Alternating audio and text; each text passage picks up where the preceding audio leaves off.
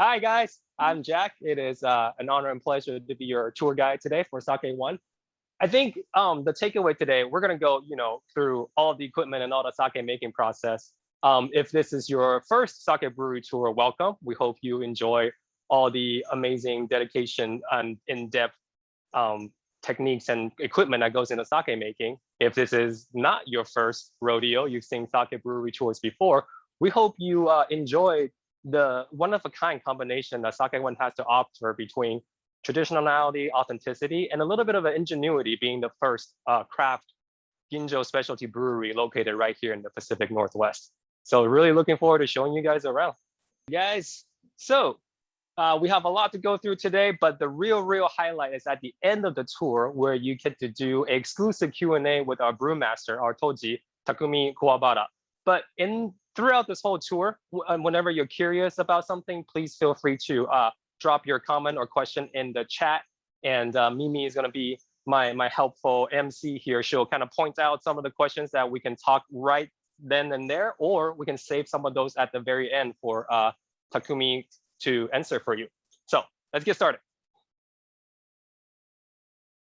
Just like every other sake brewery, we work with the 4 raw ingredients when it comes to making sake: rice, water, yeast, and koji. And we're going to show you all 4 of those ingredients and how SakèOne utilizes those ingredients to make our sake. But first, I want to give you a little bit of background of everything you see behind me as we walk to the first ingredient, which is rice. So SakèOne was founded in 1992, first actually as an import-only company. But the whole goal was to be the first pioneer to start producing Ginjo grade sake right here in the Pacific Northwest. So this whole facility you see behind me was actually built in 1997, and we released our first batch of Oregon craft sake in 1998. So a little bit of history there, because being the pioneer to make sake and make this foray, whereas most of the major producers of sake at the time were all based in California, there's a lot of equipment and also a little bit of a creativity you got to do in order to make sake here in the Northwest. I'm going to show you one of our genuine contributions here in the first room, which is the rice room. Follow me. And I'm going to turn this around. Here we go. All right. So it's a little bit loud in here because this rice mill machine is actually working. But this marks the first highlight of SakèOne's attempt to be the pioneer of craft sake making here in the Pacific Northwest. Is we mill our rice in-house. And this is rare not only for a brewery to do so in the United States, it is actually quite rare, or at least uncommon, for a brewery in Japan to have their own rice milling machine as well.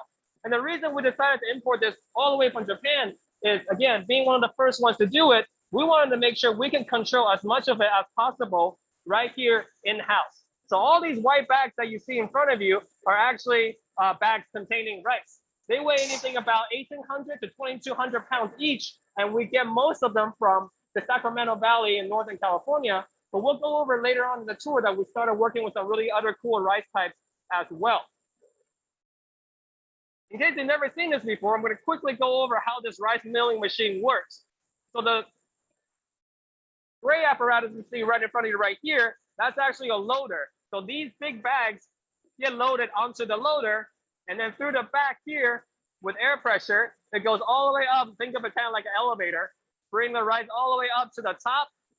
And from there, through this cylindrical looking part of the machine, it starts to load up and then funnel down slowly right here. And it goes all the way through here. This is where the milling happens. So inside this part are actually these grinding stones. And you feel it, the surface is actually a little bit rough and abrasive. And when each little rice grain touches the surface, this stone is slowly rotating and turning. Each little piece of the rice gets milled off. And that's why we call it milling or polishing the rice.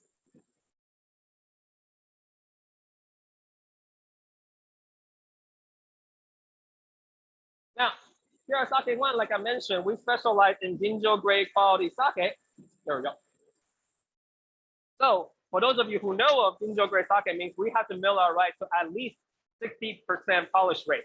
SakèOne goes a little bit further. We're actually polishing everything to, to at least 58% polish ratio, because we're thorough and it makes us a little bit more unique than others, right?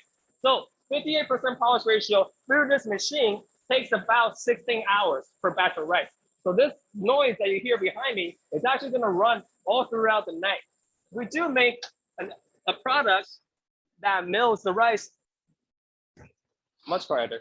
We do mill a product with the rice that goes all the way down to 50% polish. And you think, okay, going 58 to 50%, right, using that machine. Guess how much time extra it actually takes? It takes another 10 hours. So to mill the product from when we get the rice dehusked from its original state down to 50% takes close to 24 to 26 hours for a batch of 2,000-pound bag of rice, which is really incredible when you think about it, but it helps us to be very thorough and adds that extra layer of quality control of being able to polish the rice just the way we want it right here in-house at SakèOne. Okay, so we polish all that rice. It then sits for about a week or so to cool down, and it'll be ready for brewing. We're going to show you the machine that we use to get it ready for to treat the rice for the next phases in brewing. But while we're walking upstairs, it's a good time to touch on the other ingredient that is so important in sake making, which is water. And the main reason why we're located right here in Forest Grove, Oregon, you have to forgive my amateur cameramanship here a little bit. I'm trying to, there we go. So the reason why we're here in Forest Grove, Oregon is because of the water quality. It is a very soft and pristine water. The softness, for those of you who've studied water hardness before, is actually at 25.6 parts per million in calcium carbonate. The scale is anything below 60 counts as soft water, anything above 60 counts as hard water. So at 25.6, not only is it soft water, it is really soft in the softness scale, all things considered. And our brewmaster Takumi will attest to you later that that water quality and softness is very similar to the water in Kyoto, where he used to work with when he was making sake over there. So really pristine, soft water, what does that mean? It lends itself to be very advantageous when you're focusing on brewing ginjo grade quality sake, because having that soft water, you're really gonna have a nice and mellow body and have a very smooth finish, which again, when we're talking about ginjo quality sake, are all the hallmarks that you wanna hit when you put your rice and yeast and koji into fermentation with that soft water. All right, so let's talk about the rice of what we're gonna do with it after it's been done being milled. 3 steps: wash, soak, and steam. So our brewers actually start really hard and bright and early at 6:30. They come in and they load this rice through air pressure up here. And this is actually a power washer. So it just goes one cycle really quick through. And then they soak it here. They drain the water and let it sit overnight to let it absorb some more ambient moisture, excuse me. And then the next morning, they come over here bright and early and load the rice into this big steamer. So there's good and bad things about doing tours in person and doing tours virtually, right? So the good part about doing this virtually is because you guys are hanging out with me, we can actually climb up and take a closer look at all these equipments. Just bear with me until I make my way up there. All right. So we are now at the soaking tank. So look at this part right here. There's a kind of like a funnel at the bottom where the water actually is drained, and then when it's filled, the rice actually just sits here. Again, is left to sit overnight so to absorb some more of the ambient moisture and be ready to be steamed the next day. It's, you know, you can't really steam rice. You can steam it well, at least, without some moisture in it. So this is a really important part of the rice treatment process. But the really cool part, or my favorite part at least, of these 3 equipment is the rice steamer. This is it right here. So this actually only holds about 500 kilograms of rice at a time. And if you remember, the rice bags that we have downstairs where we mill them are about anything between 1,800 to 2,200 pounds. So it actually takes a couple of batches just to fit the rice in here. And this steamer does a big important job because it steams the batch for about an hour. And after that, it has one of 2 uses for the rice that is steamed. One is to just keep it as steamed rice to use later on in the fermentation process. The other is to turn it into koji rice. I'm gonna lift this up just a little bit to show you what's underneath, and we're gonna bring it back. So you see right there on the bottom, those are actually synthetic rice bags. And what that does is It serves as the very bottom layer. When the steamer is turned on, it reduces the immediate hot steam impact, and it also helps once the steam starts seeping through, it helps the heat distribution to be more even through those bags of synthetic rice that you saw just there. So really cool little technology combined with ingenuity to help SakèOne make our sake. I'm gonna kind of climb through different equipment here. It's like an obstacle course, but we do, of course, use mechanization to help us speed things up. So loading from the soaking machine over here to the steaming machine, we do use conveyor belts, and I'm going to give you a little bit of bird's eye view from up top here. We do use conveyor belts when we load from here the steamer over to that little window right there. Now, for those of you who've been through sake tours before, or sake brewery tours, excuse me, you'll know where that room leads to, right? The koji. So like I said, once the rice is done being steamed, it has one of two potential uses, right? Staying its way as a steamed rice to be added later on into the fermentation process, or going to that room that we just saw to be made into koji rice. And koji propagations is very, very, very important to making sure you have good quality sake. As Takumi, again, he will back me up later. If your koji process is not 100% down pat, ready to go in its absolute perfect form, your whole batch of sake could be in danger. So this room is very, very cool and also very, very important. I'm gonna open it up. Unfortunately, we lose reception when we go in there, so I can only show you what it looks like from the outside. But this is SakèOne's koji room, and this is what I mean when I say we do combine modernization, technology, ingenuity, but also adherence to tradition and authenticity. We are the first sake brewery in the United States to have a fully cedar-lined koji room. And if you look at it, the way this room is set up, those of you who are more sake savvy already know, this is set up for handmade koji. And you would be absolutely right. One of the pride of SakèOne here in Oregon, of being a craft sake brewer, is that we hand make 100% of our koji rice right here in that room. Quick sake lesson for those of you who are not too familiar with what koji is. Koji is basically steamed rice that's being inoculated with enzymatic spore called koji king. And what that does, complicated stuff, but very nutshell version, is it converts the starch content in the rice into fermentable sugar, into glucose. So then the yeast later can come in and ferment that sugar into alcohol, which turns into delicious sake. So again, that is the pride and joy of SakèOne. We make 100% of our koji by hand, and that is the room where the magic happens.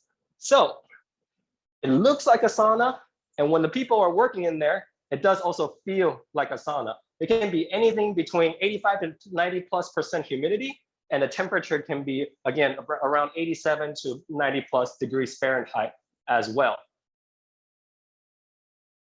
Once the koji is done being made, which takes about 48 hours, you have to take it out. And remember, that room is very hot and humid, so you're gonna have to cool it down to make it go dormant before it's ready for the next step, which is we put it right here in this air-conditioned room to chill the koji down. So I hope the resolution is coming out clear enough. We can see the individual koji rice grain, and you can tell that the color looks a lot whiter than just regular steamed rice. And that's when you know you have the koji king already propagated and growing on the rice nice and healthily. Yeah. Next is to, yes. Oh, we actually got a question. What's up? Do you have a chance to answer that? Yes. So Yeah. Alfie wants to know what happens to the rice scraps that get milled off the rice used to make sake. So our rice, when we mill it, like I said, we normally mill to 58%. So you got about 48% of it that turns into, we call it kind of flour. The rice flour that gets milled off, we collect them and we donate to the local farms for feed. So in Japan, you have a lot more versatile uses for it, right? It can be used for cooking, for makeup and all that stuff. Unfortunately, because of the regulations here in the United States, we can't actually resell that. But in order to be sustainable and eco-friendly, SakèOne collects all that and it's donated to local farms so it doesn't go to waste. That's wonderful. Thank you, Jack. No problem. All right, so we're gonna show you the next part of the phase. I'm gonna kind of speed things up a little bit. I get very excited talking about this. We're gonna make sure we keep to the time. This is our main fermentation room. You can look right here. So these are big main fermentation tanks. But first, I want to draw your attention to this one. This is our yeast starter tank, or the moto tank. So these are about 700 liters each. And this is where the ingredients that we talked about earlier, the rice, the water, the koji rice, and then the regular steamed rice all come here to meet. They politely bow to each other, and then they get to work. And this is where that fermentation, the parallel fermentation happens, where the koji rice is churning out sugar by converting the starch into glucose, and then the yeast is converting that glucose into alcohol. But the point here isn't exactly to make alcohol just yet. It's actually to make sure you have a very healthy count of yeast cells, so that when you transfer everything into these big tanks, you have enough yeast to make a whole batch of sake. And just how big are these tanks? Remember, we're on the second floor now, and they kind of pop up from underneath, right? That tank over there is about 700 liters. These are about 10,000 liters, or about 4,000 gallons. We have a batch that's actually brewing right now, and they got permission, if I'm very careful, to show you what it looks like inside.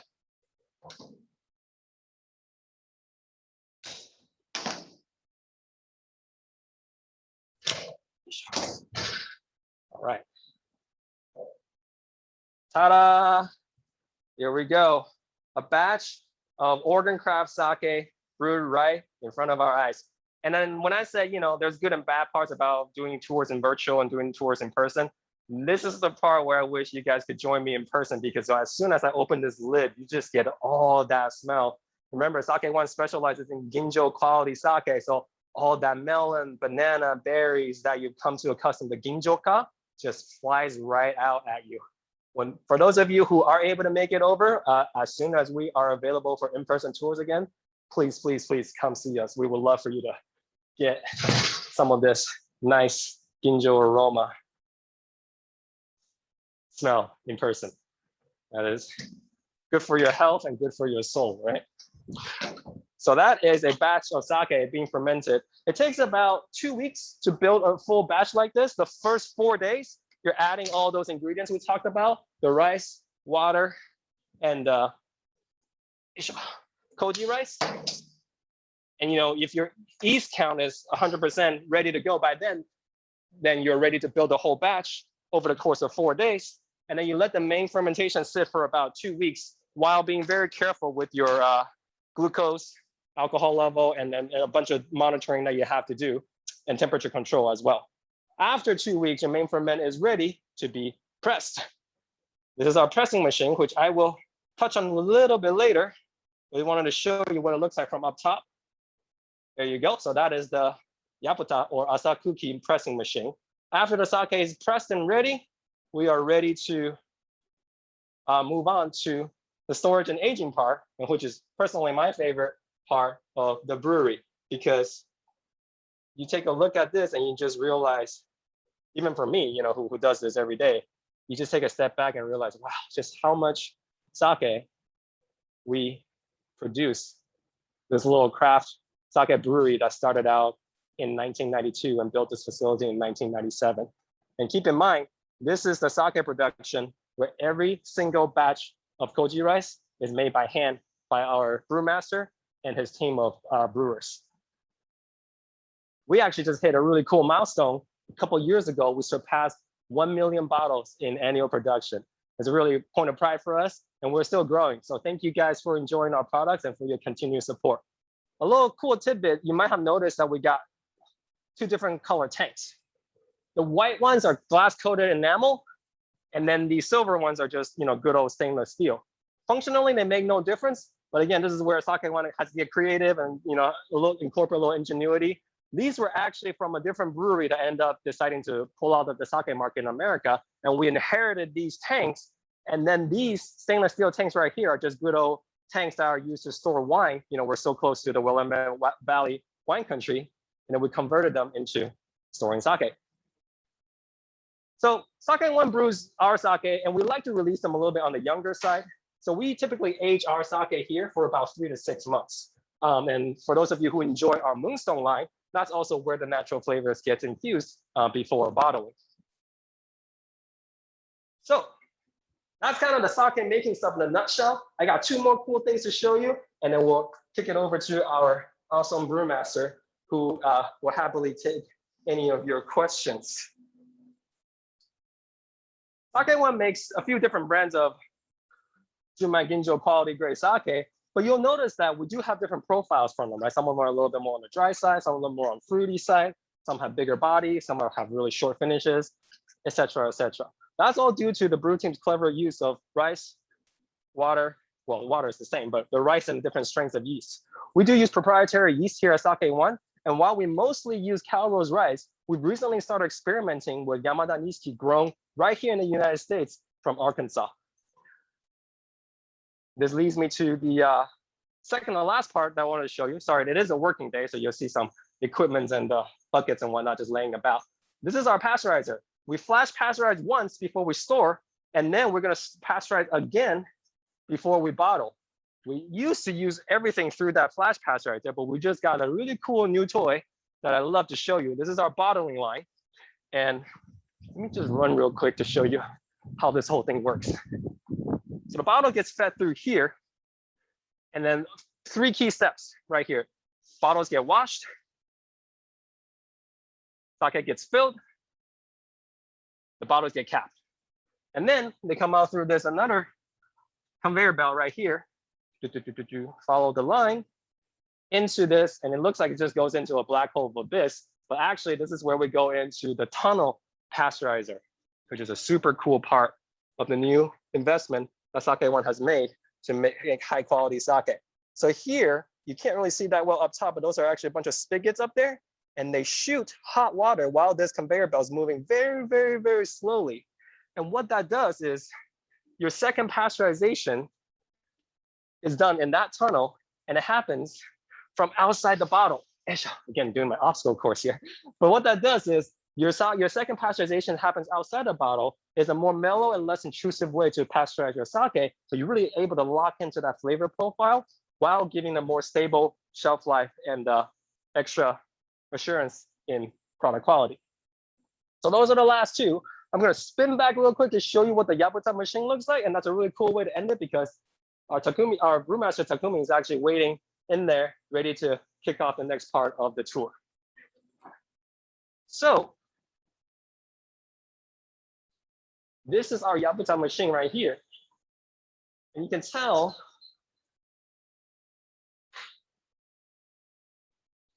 that it is quite a lot bigger than the one that we used to have, which is right here. That is a 50 panel, and this is a 120 panel press machine. And what that means is we're able to press our sake at a much higher efficiency, whereas a batch of sake used to take about 3 days with that machine. This machine now takes about a day, sometimes a day and a half. But we still keep this old one in order to make some of our more limited edition and special seasonal sake. Last little capture right here. That's actually, I wanted to do this cool thing. Sorry, I kind of messed up. Takumi-san, that's actually our brewmaster right behind me. He is ready to take you guys' question. Thank you guys very much for your time. And let's kick it off to Takumi. Actually, we have one more thing. We promised a quick little montage since we couldn't show the koji room in action. Just a quick little sneak peek, so to speak, of how we make koji rice here at SakèOne. All right. Okay, just a second. Oops. Okay, here we go.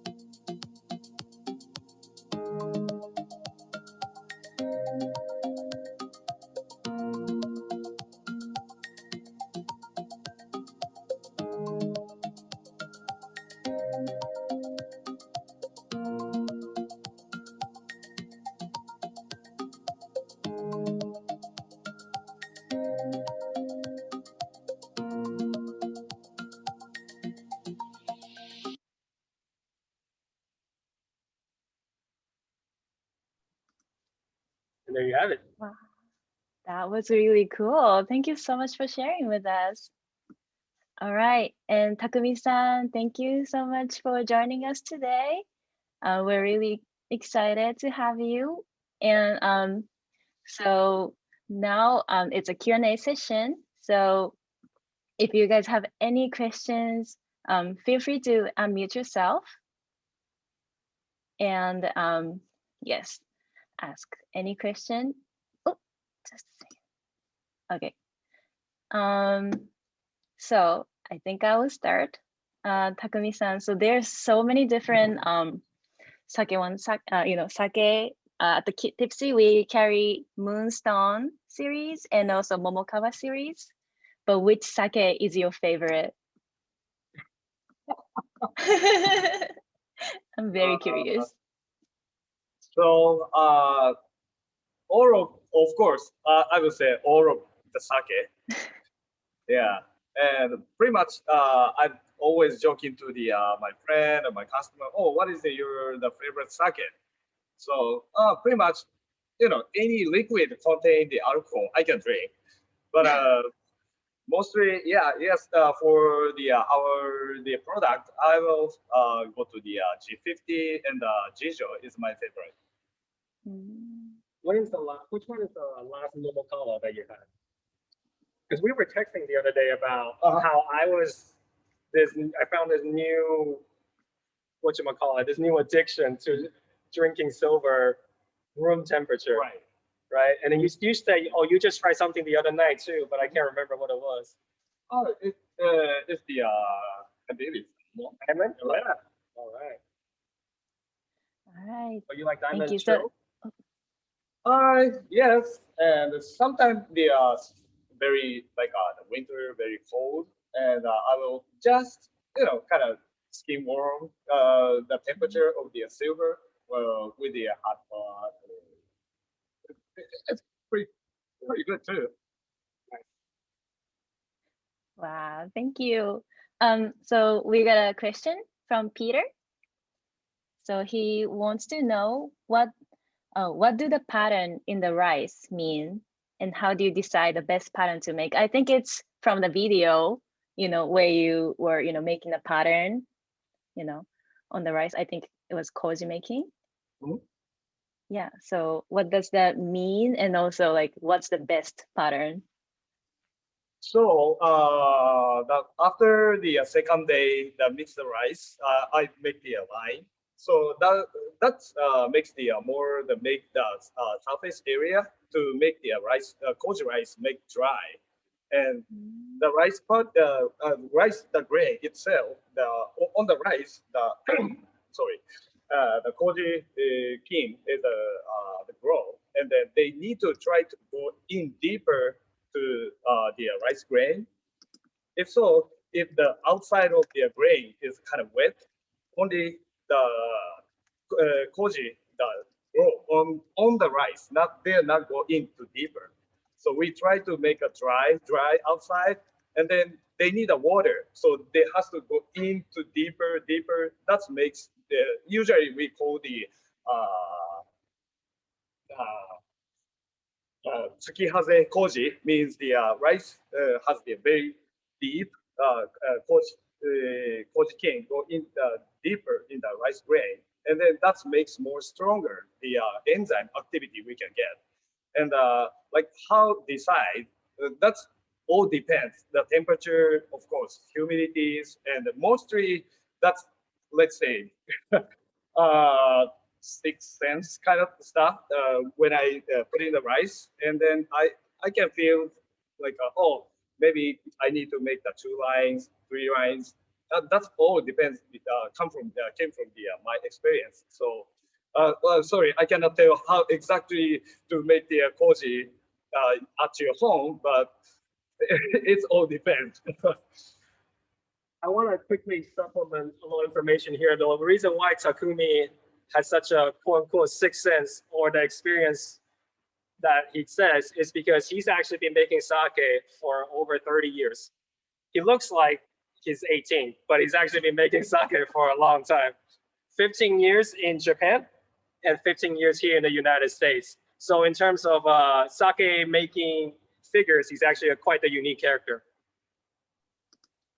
Wow, thank you so much for answering the question. And oh, it looks like Peter has a follow-up question, and this question is something I'm very interested to know as well. Do you guys, do you have a favorite food pairing for Momokawa Organic or any other sake actually?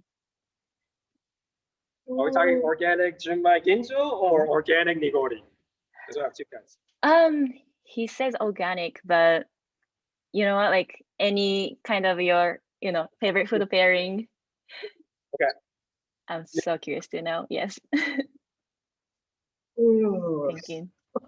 Like I mentioned, any alcohol contained liquid I can drink and pairing with any kind of food.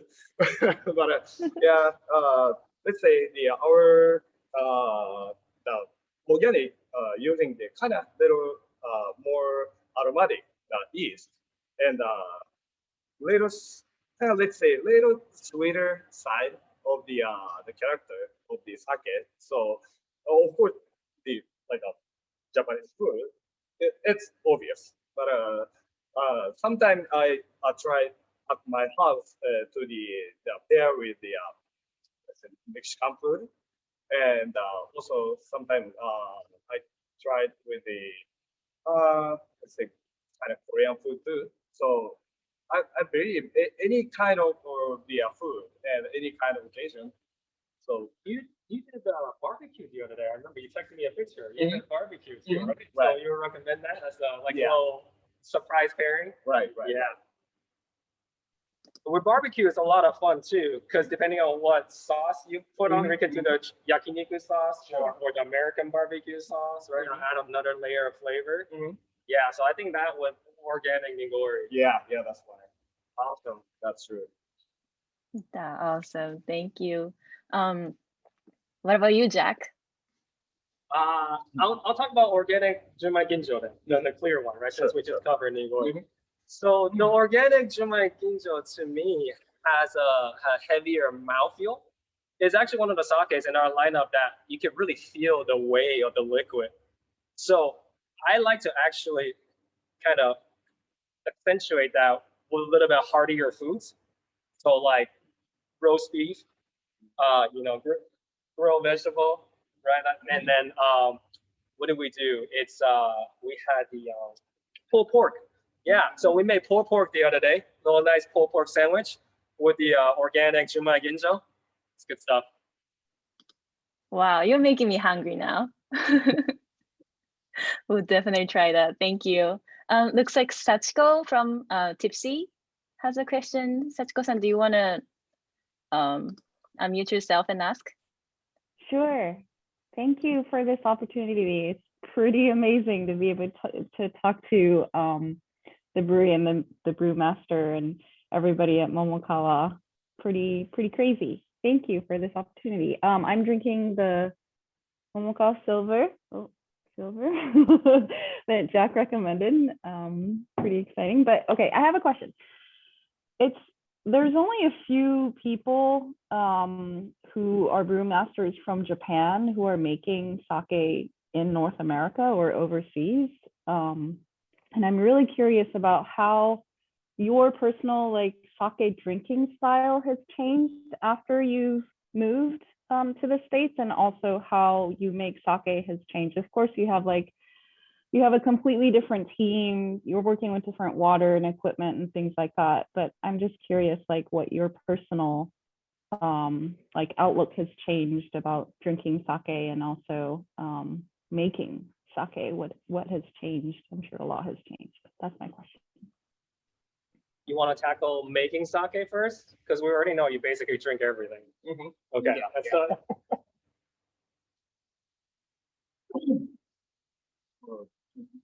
What did you have to change from making sake in Japan to making sake here in America?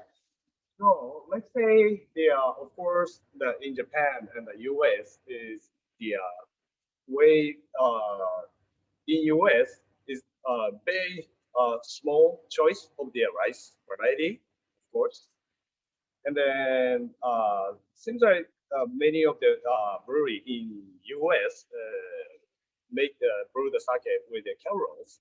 And Kelros is, I believe, is kind of very easy to brew the sake. It's very nice, the variety of the rice. But in Japan, many of the sakamai, the sake rice, and then only we need to focus for the brew the sake is rice polish rate and how the rice, the soaking, and of course we need to making the koji very careful. Of course, in Japan, they're not easy things too, but we need to pay attention for the making the koji. That's number one. I have to kind of change mind. And second, the manpower. In Japan, many of the trained, educated, the brewer is working, but yeah, US is a very less number. So since I started work the sake brewery, my first job is the educate my team. So that that's the most I mean in Japan is not really need to the toji educate people. They know how to make the sake. They kind of come to you trained already, Right, To right. a degree. Right. But in US, it's the kind of zero. From the ground up. Yeah, right? zero knowledge. Even there's some member is that they never ever drink the sake kind of stuff. So I have to train them to the how to wash the rice, why, and it's spend a lot of time. But now they hear my team, the SakèOne, the brew team is everybody is kind of motivated and they already trained and to get very good brewer. So Does it give you a little extra sense of pride that you have to start them from the ground up? Right. They're like your kids in a sense. kind of, yeah. Okay, and I know you say you drink everything, but everybody want to know what you like. So you got to give them something. Mhm. What are you changing now that you're drinking in America compared to when you're drinking in Japan? Oh, Just a little bit. it's very hard to say, but yeah. I will say, I'll give you like a little, stepping that you can jump on. Mhm. The amount of sushi, Mhm. right, that you can get here in the States is a lot Right. less available compared to Japan, where, Mhm. it's basically widely available. Mhm. So with the lag or the less availability of sushi, Mhm. what's your next kind of like go-to? Are you more of a Junmai type animal, or are you a Junmai Ginjo, or are you like, Ginjo only because you're special like that kind of guy? Right. Yeah, I believe a lot of people are the same. In US, they're very easy to access for the Junmai style and or even the Junmai Ginjo. But usual sake, I try to go to the Junmai and some kind of special occasion or yeah, I'm gonna try to drink the Ginjo, but in Japan, we used to. I work with many of the brewmasters. They at the home they always drink the with the just the futsushu. And some long time ago I asked them to be why do you brew this sake many varieties? Why you don't drink the Daiginjo or in your house? But right now I 100% understand. They usually answer me. It's just more time. Yeah, so it's way too much for me. Kind of stuff. So I can kind of see that because you make Junmai Ginjo specialty right here at SakèOne, but because you're the type that just likes whatever goes into your food, all of the Junmai Ginjo you make are still very nomiyasu, easy to drink, goes down very smoothly, and it's very simple to pair with a variety of foods. So I can see that in your kind of little tweak between making, I never had your sake in Japan, but the making Junmai Ginjo so approachable is one of the things I've been very proud of or enjoying since you came on board. Thank you. And actually, so we're supposed to end at the 3:45, but we have a few more questions, if that's okay. Sorry. Okay, so from Daisak-san, he's curious to know what kind of rice you use to brew sake at SakèOne. What kind of okome type rice type that we use right here? Oh, the cameras. Yeah, and then what else? What else? Now we are using the Yamada Nishiki from the Arkansas. Pretty much that's the Organic cow. organic, yes. Mhm. So you guys use rice that's grown in United States. Correct. Wow. 100% regional or domestic. Right. That's so cute. Thank you so much. Looks like, oh, Sachiko-san, you got another question? Or did I I just misread it? I just wanted to know if he also drinks, enjoys wine. Like there's great wine. There's also amazing craft beer in Portland. And so I was just wondering if he drinks other alcohol or coffee or something. This is becoming like a Reddit AMA session. You really do drink everything. So why don't you share with the crowd a little bit of when you're not having sake, what do you do? What do you sip? Mostly, it's kind of a lot of people is, why that kind of question ask me. You know what? At my house, I not really drink sake. Yeah, usually go beer, like wine, seltzer, vodka, whiskey. Yeah, and then of course pairing the food and sometimes the sake with the sushi or kind of stuff. But in my home, I not try to drink the sake because of the right? yeah. You don't want to just drink sake. Right. You want to kind of have a good variety. Right. And then also I need to kind of adjust my mind to the relax. When you at home, even a dinner or with a friend, and hey, there you go, this is the sake. Sip one, then kind of jump mode is on. Kind of stuff. I don't want to those kind of stuff. Mind goes back to work. Right. And not worrying about your Junmai Daikinjo temperature. Yeah. Oh, I cannot swim if kind of just stuff. I don't want it. So that's why my home. It mostly light beer or the wine. The mostly yes. That makes sense. You're too professional, so. Well, thank you so much. When he says he drinks other stuff, that's like because he already drank this much sake, so he has to branch out a little bit to do other things as well. That makes sense. Well, thank you so much, Takumi-san, for amazing time. Yes, as Tamiko-san, mentioned in the comment, you're one of the, very rare Toji who speaks amazing English, and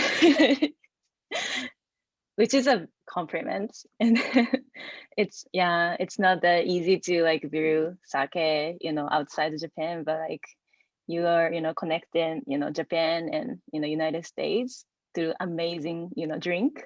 So thank you so much. And it's been really fun. Everyone, thank you so much for joining.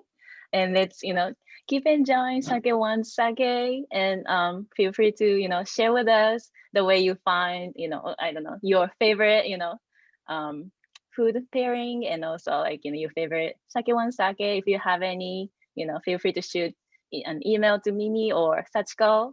So thank you so much again, and happy Friday. All right, Jack, thank you. Bye-bye. Bye.